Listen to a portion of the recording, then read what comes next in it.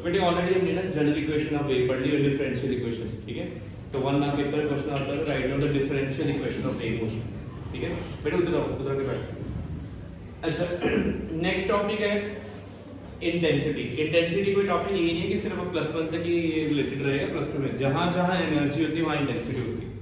Intensity की real life example बेटे tubelight है, अगर देख रहे हो ट्यूबलाइट को कि आपकी आई पे कोई इतना इफेक्ट नहीं पड़ रहा, you are not getting any unpleasant effect after seeing this tubelight, ठीक है। उसका रीजन क्या है कि आपका डिस्टेंस बहुत ज्यादा। अगर आप यहाँ पे स्टूल रख के ट्यूबलाइट के बिल्कुल पास जाके देखोगे इट विल बी अनबेरेबल, ठीक है।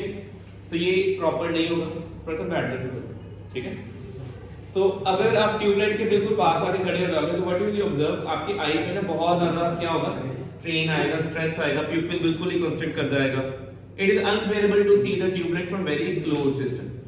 चाहे ट्यूबलाइट वहां पे, चाहे आप यहां पे हट जाओ, चाहे पास आ जाओ, energy emitted by the tubelight is same, ठीक है। जैसे किसी फंक्शन पे अगर डीजे लगा हुआ है ना, तो डीजे सिस्टम ने एनर्जी रेडिएट सेम की है, बट जो ऊपर जो बिल्कुल डीजे के पास खड़ा है उसको नॉइज फील हो रही है और डीजे से बहुत दूर है उसको क्या फील, प्लेजेंट साउंड। यही हो रहा है ना। इसका मीनिंग क्या हुआ, फर्क इस चीज का है इंटेंसिटी। क्या यार अपना नया डिफरेंस क्या है, वर्ड आया intensity. Energy radiated by source is same, मैं जो बोल रहा हूं उसकी एनर्जी सेम है। आपको आवाज क्लियर सुनाई दे रही है, रूम के बाहर किसी बंदे को कोई खड़ा है उसको क्लियर सुनाई पड़ रहा है, उसको पता है अंदर समवन इज स्पीकिंग, बट क्या बोल रहा नहीं पता चलेगा। क्यों, बाहर चलोगे इंटेंसिटी कम हो गई, यहाँ पे इंटेंसिटी क्या है, ज्यादा। तो जहां पे वेव आती है, वेव की जो एनर्जी रेडिएटेड होती है वो सेम है, उसका अपन इंपैक्ट वेव का क्या होता है, सोर्स के बिल्कुल पास बहुत ज्यादा होता है, सोर्स से दूर जाते जाएंगे इंपैक्ट क्या होता है, कम हो जाएगा। ये सन है, सन कितनी दूर है हमसे, वहां से उसके अगर पास होंगे तो कोई बॉडी वहां पे रह सकती है, बॉयल ओवर हो जाएगी। बट यहाँ पे सनलाइट आ रही है समर विंटर्स में, हमें कितनी प्लेजेंट लगती है, क्या रीजन है, डिस्टेंस बहुत ज्यादा। इंटेंसिटी जो हमें फील होती है सन की, वो रिस्पॉन्ड टू दैट। गर्मी में इंटेंसिटी बढ़ जाती है, सर्दी में इंटेंसिटी क्या होती है, कम हो जाती है। बट क्या सन ने अपनी एनर्जी कभी कम ज्यादा की है, नहीं। तो आपने याद रखना है कि wave intensity is the average amount of energy flowing in the medium per time per area. तो फार्मूला याद रखो, स्टीफन्स कांस्टेंट का डायमेंशनल फार्मूला किया था हमने चैप्टर 1 में, फिर थर्मोडायनामिक्स में पढ़ा था, काइनेटिक फ्लूइड गैसेस में भी स्टीफन कांस्टेंट। स्टीफन कांस्टेंट भी यही कहता है कि the energy radiated per unit area पर टाइम व्हिच इज इंटेंसिटी, ठीक है। तो यार ना इंटेंसिटी क्या है, energy upon area into time.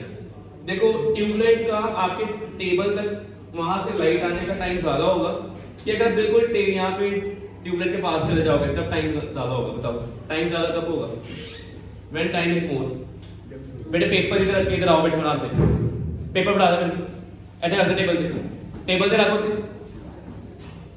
तो बैठ जाना मत, चलो। सो ट्यूबलाइट से लाइट का पे टेबल तक आने का टाइम ज्यादा है, more time less intensity.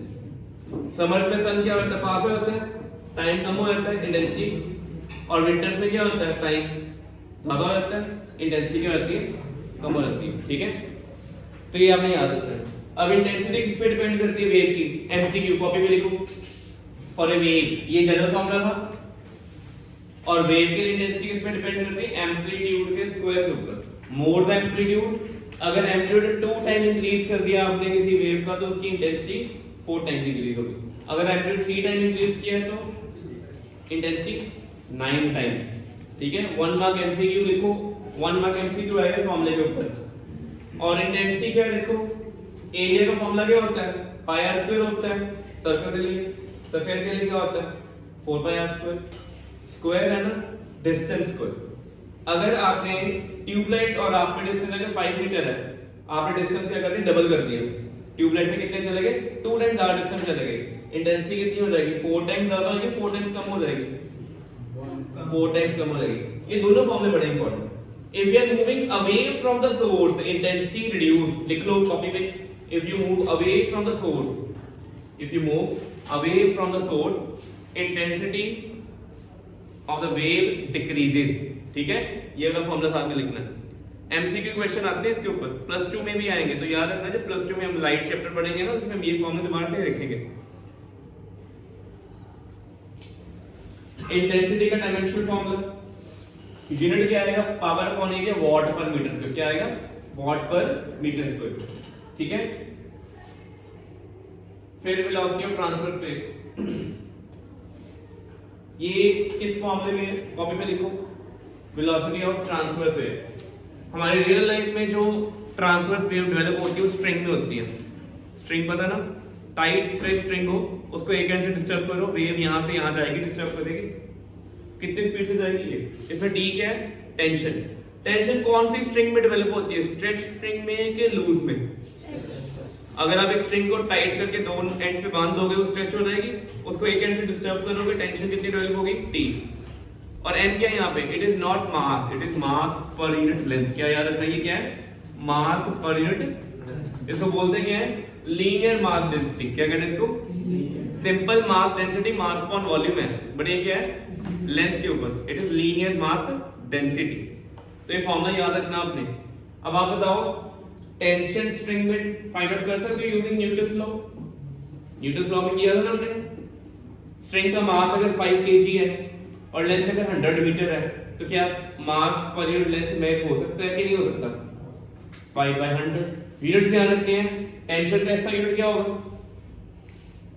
Tension का ऐसा unit, tension is a force और नॉट? न्यूटन। मास ये क्या है? मास पर लेंथ है, इसका ऐसा यूनिट क्या होगा? Kilogram per metre. क्या होगा इसका? किलोग्राम पर। तो आपने ये क्वांटिटी याद रखनी, एक एक नंबर के लिख लो, 1 मार्क एमसीक्यू और न्यूमेरिकल, ठीक है। अच्छा, ये वाला फॉर्मूला कब लगाना है? जब वेव किस में ट्रैवल कर रही है? वायर में। किस में ट्रैवल कर रही है? नीचे वाला फॉर्मूला किस पे लगाना है? ये वायर वाला फॉर्मूला है, बट अब क्या गिवन है देखो, डेंसिटी इनटू एरिया। वायर की लेंथ नहीं गिवन है, तो ये कब लगाते हैं फॉर्मूला? देखो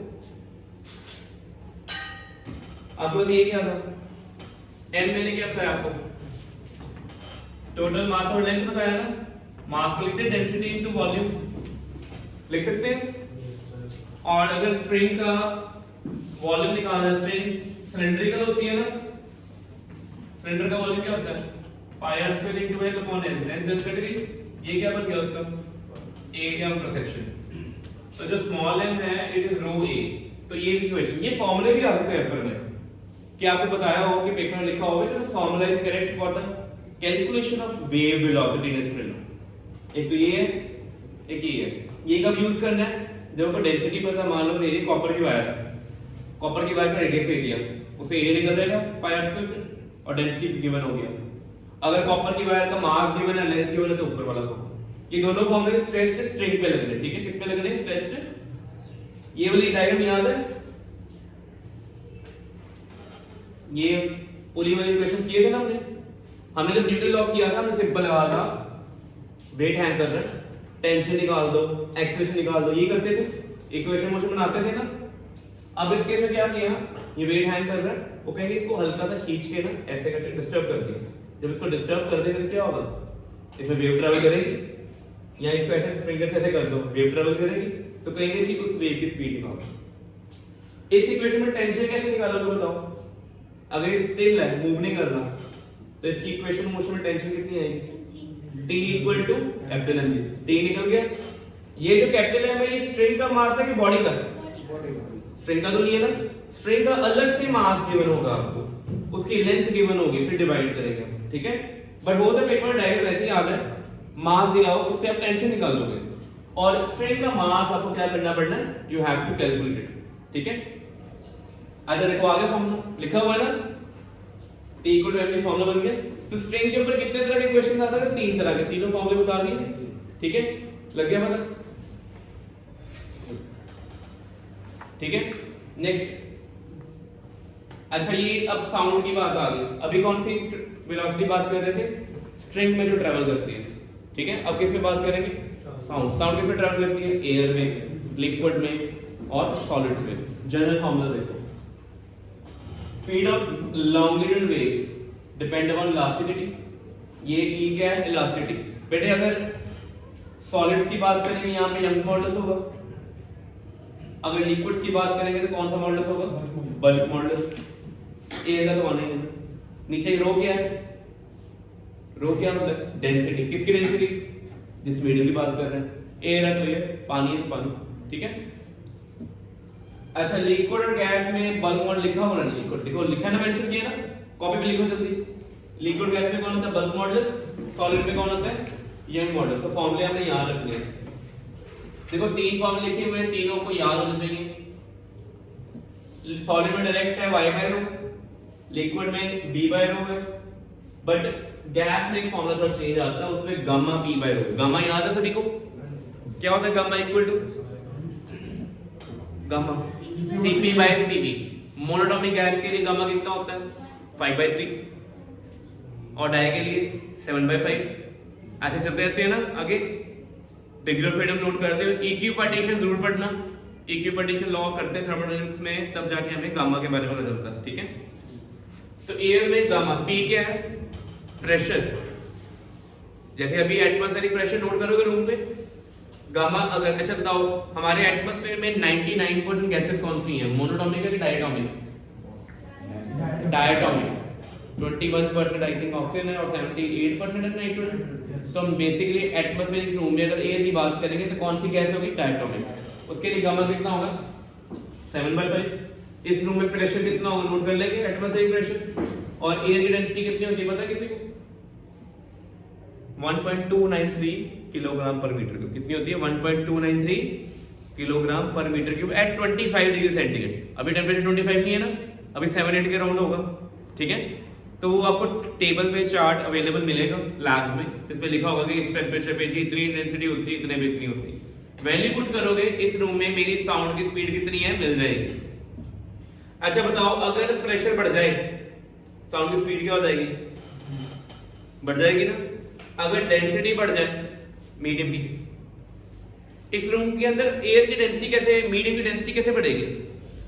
विंटर्स में कि मॉनसून में? अभी ड्राई है एटमॉस्फेयर के मॉइस्चर? ड्राई है तभी तो क्रीम लगाते हैं। ड्राई है मतलब एयर में मॉइस्चर नहीं है, मतलब डेंसिटी लो है, लो डेंसिटी स्पीड हाई। और मॉनसून में क्या होता है? मॉइस्चर डेंसिटी क्या रहती है? High, speed. 1-1 मार्क के क्वेश्चन आते हैं। असर्शन रीजन क्वेश्चन आएगा, लिखो इसके ऊपर फॉर्मूला। असर्शन रीजन कैसे क्वेश्चन आएंगे? How speed changes in monsoon, rainy season, winters, ऐसे question. How speed of sound changes in monsoon और rainy season. How speed changes in monsoon और रेनी सीजन, ठीक है? उसके ऊपर असर्शन। और ये सभी को पता है सबसे लास्ट स्टेट किसकी होती है? फिर लिक्विड, फिर गैसेस। तो साउंड फास्टेस्ट किसमें है?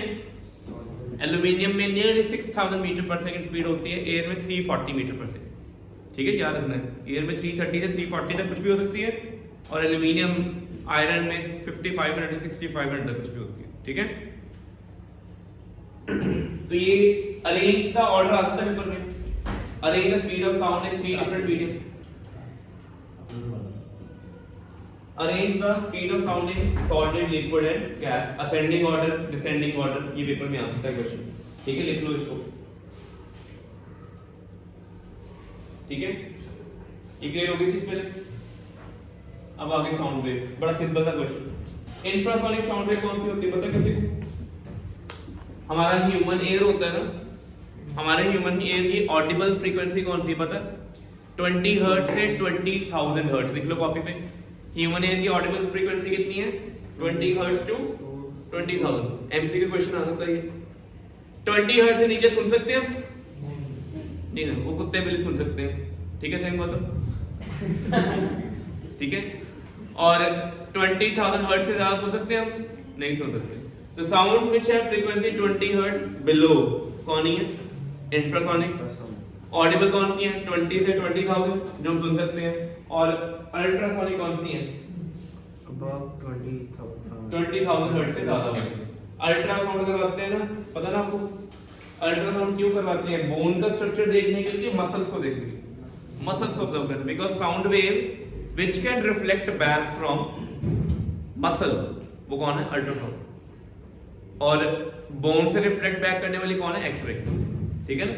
अगर बोन स्ट्रक्चर देखना है, प्रॉब्लम देखनी है तो एक्सरे। अगर मसल की फॉर्मेशन देखनी है क्या करवाते हैं? अल्ट्रासाउंड, ठीक है? यूजेस लिखे हुए हैं, ठीक है? अल्ट्रासाउंड काम है डेप्थ ऑफ सी, जो सबमरीन होती हैं, शिप होती हैं, उन्हें अगर रास्ते में चेक करना है कि एरिया जो कि फॉरवर्ड एरिया है या मिस्ट हुई है, फॉग है, नजर नहीं आ रहा, तो वो सिग्नल एमिट करते हैं ये वाले, और सामने चेक करते हैं कितने डिस्टेंस पे ऑब्स्टेकल है, कितने डिस्टेंस पे शोर है, डेप्थ ऑफ सी कितनी है, सारी चीजें। सोनार आपने सुना होगा वर्ड, वो सारा क्या था सोनार का meaning? Sound navigation and ranging, तो सारी इसी से होती है, ठीक है। अच्छा, अब कॉम्पिटिटिव एग्जाम में या बोर्ड में साउंड हम वॉल्यूम इंक्रीज करते हैं ना, साउंड को मेजर किसमें करते हैं? साउंड हमेशा एनर्जी से नहीं मेजर होती, साउंड मेजर होती है इंटेंसिटी से। किससे मेजर होनी है? तो आपको फॉर्मूला पता होना चाहिए। साउंड का एसआई यूनिट कौन है? डेसिबल, वॉट पर स्क्वायर मीटर एसआई यूनिट है, ठीक है। और हम कमर्शियल क्या यूज करते हैं? डेसिबल, ठीक है। नॉइज लेवल जब भी चेक करना होता है क्या यूज करते हैं? डेसिबल। बीटा, बीटा क्या है? साउंड का कितना डेसिबल होगा? क्या है? 10 लॉग। ये देखो लॉग के बेस में 10 है, तो कौन सा लॉग कहना है? Log base 10। केमिस्ट्री में करते हो ना पीएच निकालने में, लॉग बेस 10 यूज करते हो। I upon I naught, I naught वो वाली इंटेंसिटी है which is the least possible intensity which can be heard by human ear। हमारा ह्यूमन एयर कम से कम कितनी इंटेंसिटी सुन सकता है? वो I naught है, ठीक है। विस्पर होती है बहुत कम इंटेंसिटी ये, और I क्या है? आपके सोर्स की इंटेंसिटी। आप सोर्स के पास आते जा रहे हो, इंटेंसिटी क्या होती है? डीजे लगा हुआ है, डीजे से दूर जाओगे तो एनर्जी ऑफ डीजे कम होगी कि इंटेंसिटी कम होगी? एनर्जी कम होगी। पास आओगे तो एनर्जी सेम है, इंटेंसिटी बढ़ेगी, ठीक है। तो आपको याद रखना है threshold of hearing, 1 mark question, कि minimum intensity which we can clearly hear it is 10⁻12 watt per metre square, ठीक है। और उसकी फ्रीक्वेंसी भी दी हुई। अगर आप ये इंटेंसिटी ऐड अ थ्रेशोल्ड हो, बीटा 0 होता है। अगर आप ये डालोगे इसमें तो आंसर बीटा कितना आएगा? 0। उसका रीजन क्या है? को बताओ भी log बेस 10 1 कितना होता है? अब ये 1 क्यों आएगा? अगर आपका i और i नॉट इक्वल हो गए, i और i नॉट इक्वल हो गए तो log 1 बन गया। log 1 कितना होता है? 0। मीन वॉल्यूम का लेवल कितना है? 0। फोन में वॉल्यूम करते हैं ना मिनिमम 0 वॉल्यूम, तब ये होता है। फिर वॉल्यूम इंक्रीज करते हो, ठीक है। तो हमने याद रखना है कि पेन मतलब up to which maximum loudness you can hear it is 120 decibel, ठीक है। क्या है? 120 decibel। लिखिए यहां तक, ये क्लियर हो गया मुझे, ठीक है। नेक्स्ट 3 मार्क क्वेश्चन देखो जल्दी से हेडिंग डालो। 3 mark question. Beta sound level, sounding level कहेंगे, वॉल्यूम ऑफ द साउंड। अच्छा लिखो पेपर क्वेश्चन 3 मार्क आता है। Newton's formula of speed of sound, देखो Newton's formula for speed of sound and Laplace correction जैसे लिखा हुआ है वैसे ही आपने कॉपी करना है इसको, ठीक है। लीस्ट मिनिमम राइट अप लिखा हुआ, मिनिमम कम से कम कितना लिखना है? इससे ज्यादा जितना मैंने लिख दो, बड़े से कम नहीं लिखना, ठीक है। न्यूटन ने कहा था, एमसीक्यू पे आता है, कि साउंड जब ट्रेवल करती है ना एयर में, कैसे ट्रेवल करती है? आइसोथर्मली। कैसे करती है? आइसोथर्मल प्रोसेस क्या होती है? टेंपरेचर क्या रहता है? सेम। मीन अगर साउंड जा रही है रास्ते में टेंपरेचर क्या रहेगा? उसमें आइसोथर्मल की इक्वेशन क्या होती है? PV constant. एमसीक्यू भी आ सकता है, उसको यूज करके स्पीड निकालनी है, ठीक है। बट जो स्पीड निकालनी है उसका आंसर पता कितना आया? रूम टेंपरेचर पे 280 मीटर पर सेकंड। कितना आया? बट एक्चुअल स्पीड कितनी है? 332 से लेकर 342 तक। बहुत ज्यादा डिफरेंस है कि थोड़ा सा ही? एरर है ना कहीं पे? कितने परसेंट एरर आया था? 16%। कितना आया? एमसीक्यू याद रखना है, ये क्वेश्चन आते हैं कि कितने परसेंट एरर है? 16%। आइसोथर्मल बोला था, पीवी कांस्टेंट है, इक्वेशन का फार्मूला भी करेंगे, वैल्यू कितनी आएगी? 280। करेक्ट किसने किया? लैप्लेस ने, ठीक है। ये भी क्वेश्चन आता है, किसने करेक्ट किया था? और लैप्लेस ने जब करेक्ट किया उसने अजम्पशन ही चेंज कर दी। वो कहते हैं साउंड आइसोथर्मली एक्सपैंड नहीं करती, टर्न एडियाबैटिक करती। अपनी कॉपी में लिख लो, कोई प्रोसेस अगर बहुत स्लो है लिख लो, a process which is infinitesimally slow. एक वर्ड होता है इनफाइनाइट, इनफाइनाइट बहुत बड़ा होता है, और अगर बहुत छोटा नंबर देखना क्या बोलोगे? इनफाइनिटेसिमल। क्या लिखोगे? इनफाइनिटेसिमल। इकट्ठा लिखना word. So a thing which is very small उसको बोलते हैं infinitesimal, a thing which is very large उसको बोलते हैं इनफाइनाइट। तो उसने बोला लिखो, याद रखो, अपनी कॉपी पे लिखो, इनफाइनिटेसिमल स्लो चेंज। जो चेंज बहुत ही स्लो होंगे हैं वो सारे कितने होंगे? आइसोथर्मल, ठीक है। ठीक है, लगा पता? रात को सो रहे हो आप, पता सोते होते हमारी बॉडी की लेंथ बढ़ती है, और जब मॉर्निंग उठते हैं बॉडी लेंथ फिर कम हो जाती है। तो we can grow by 1.5 centimetre while sleeping, ठीक है। तो वो चेंज बड़ा स्लो है, प्लांट की ग्रोथ बहुत स्लो है, सारे क्या है आइसोथर्मल। और गाड़ी चल रही है, टायर बस्ट हो गए, ये बहुत फास्ट चेंज है कि स्लो चेंज है? ये एडियाबैटिक है, याद रखना। Bursting of tyre, propagation of sound, ये फास्ट चेंज है। Bursting of tyre, propagation of sound, ये कौन सा चेंज है? ये फास्ट चेंज है, ठीक है। अच्छा स्टार्ट करते पहले।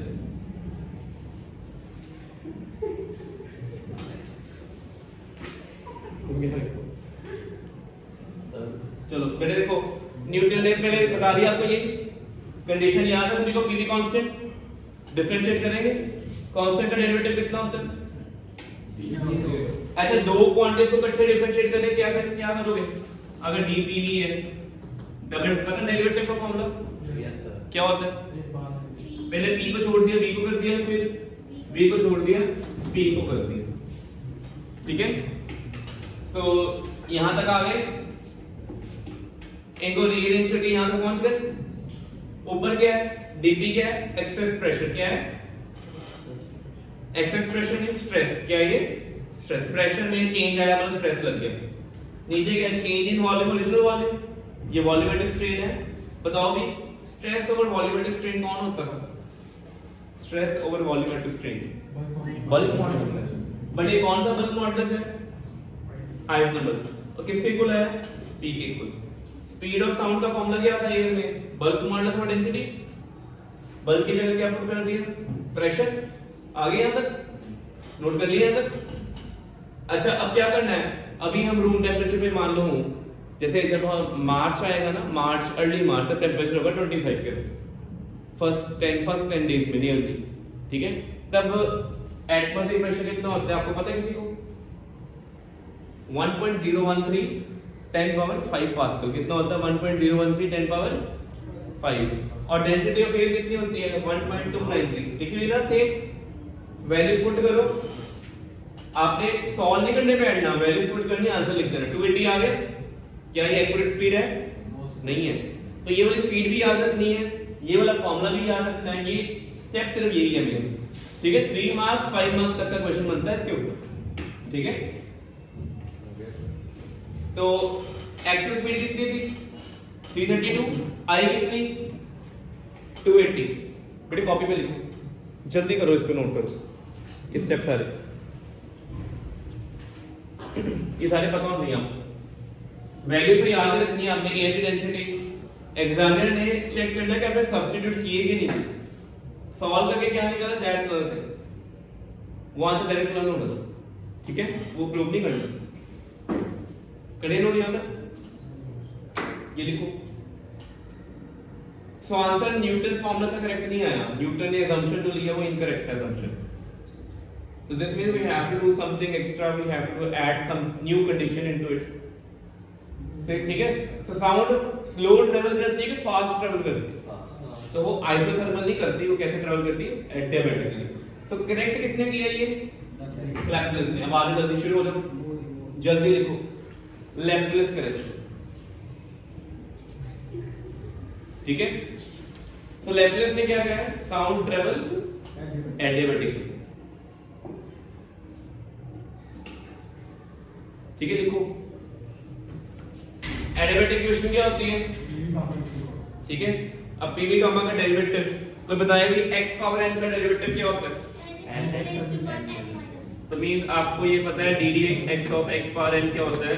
n x n minus 1 होता है। तो this mean if you differentiate PV gamma constant, ये 0 हो गया, क्या बन गया? ये बेटे स्टेप सॉल्व करके दिखाने हैं एग्जामिनर को, सिंपल लिख देना, इनको पूरा सॉल्व करना है। गामा आ गया v power gamma -1 dv equal to v gamma dp, फिर p gamma v gamma by v dv plus v gamma dp 0, ठीक है।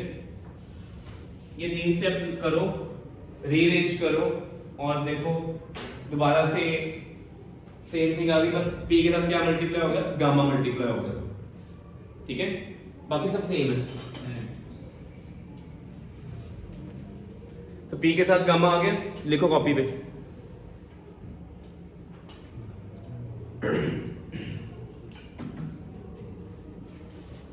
स्टेप मैंने सारे लिख दिए यहाँ पे, उन्होंने स्टेप सीधा डायरेक्ट आंसर लिखा, मैंने पूरे ऑर्डर में पूरा फॉर्मूला पेपर में फॉर्मूला पे लिखा करो। If you are using its power and derivative mention that formula कि we are using this formula, और सीक्वेंस में सारे स्टेप करो, यहां तक आओ, फिर उधर जैसे रीअरेंज किया उधर कॉपी पे लिखो। लिख लो।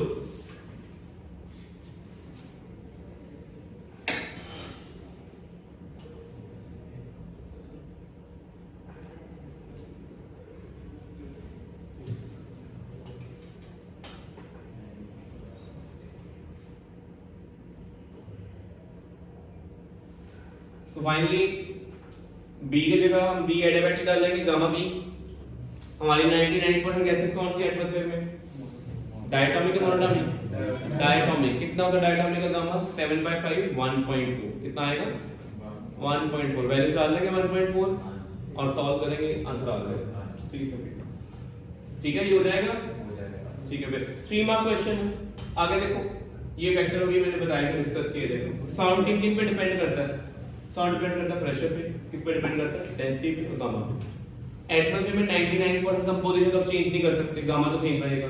Pressure can increase, higher altitude पे जाएंगे प्रेशर लो हो जाता है, साउंड स्लो हो जाती है, ठीक है ना। ऊपर जाएंगे डेंसिटी भी क्या हो जाएगी? लो, साउंड इंक्रीज। जब मॉइस्ट रेनी सीजन मानसून होगा, डेंसिटी हाई, वेलोसिटी लो। तो ऐसे क्वेश्चंस, ठीक है। टेंपरेचर जब इंक्रीज करता है तो क्या होता है? तो आपको पता है ना ये वाला फॉर्मूला आइडियल गैस का, PV इक्वल टू क्या होता है? इसको यूज कर सकते हो। डेंसिटी जो है वो क्या आता है? मास अपॉन वॉल्यूम होता है ना, वॉल्यूम पर मल्टीप्लाई होके PV बन जाएगा। PV का आर्ट लिख दोगे तो टेंपरेचर प्रोपोर्शनलिटी में आ गया। तो बेटे ये वाला लिखो फॉर्मूला, लिखो numerical ratio of the velocity at two different temperature. देखो ratio of the velocity at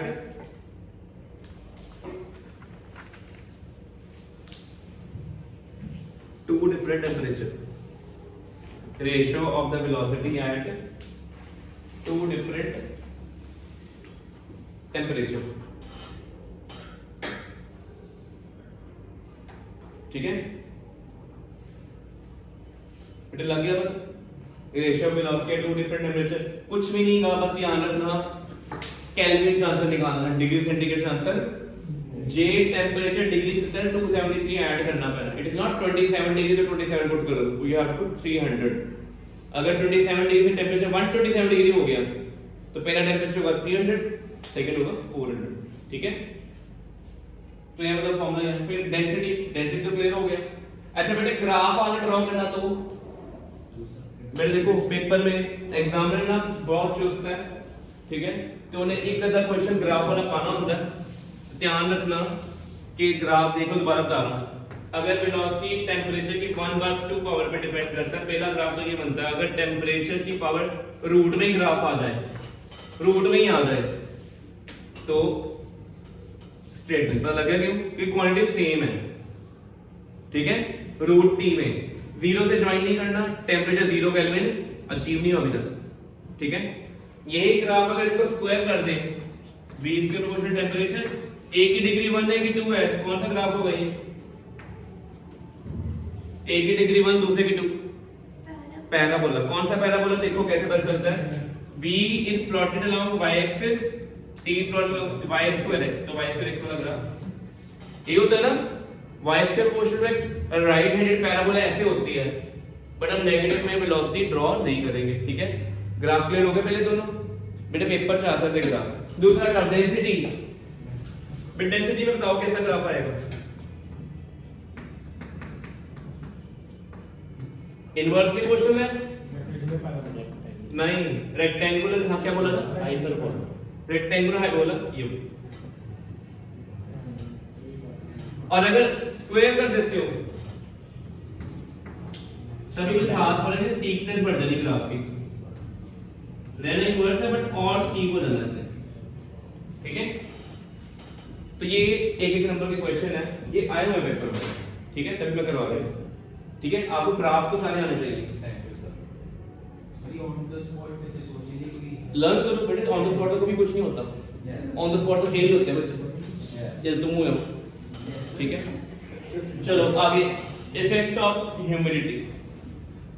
ठीक है, ह्यूमिडिटी जब होती है तो मॉइस्चर की वेलोसिटी बताओ क्या होता है, डेंसिटी मॉइस्चर की क्या होती है बताओ, लो इनर डेंसिटी बता लिख दिया तो हां ठीक है, चलो बाद में कोई ह्यूमन एरर है बाद में अगला करते हैं।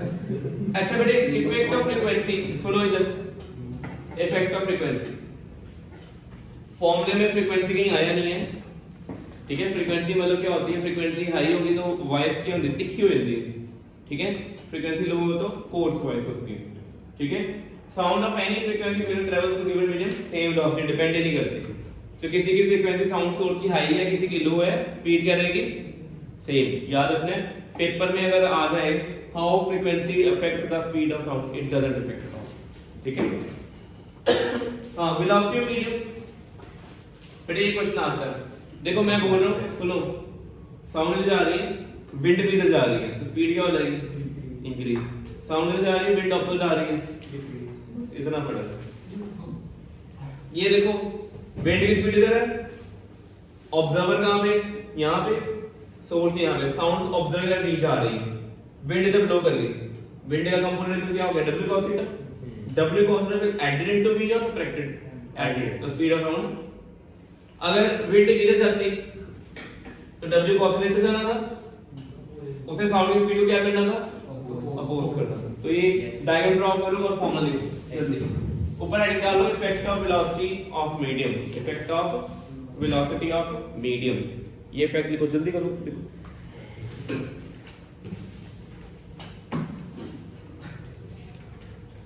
नोट करो इसको जल्दी बेटे, पैर को मुंह में डालो, लिखो लिखो बेटे, जल्दी करो। मिस्टर कपीश लिख लीजिए, तो इसका मतलब पेन मुंह में डालना शुरू कर दो। चलो बेटे जल्दी नोट करो,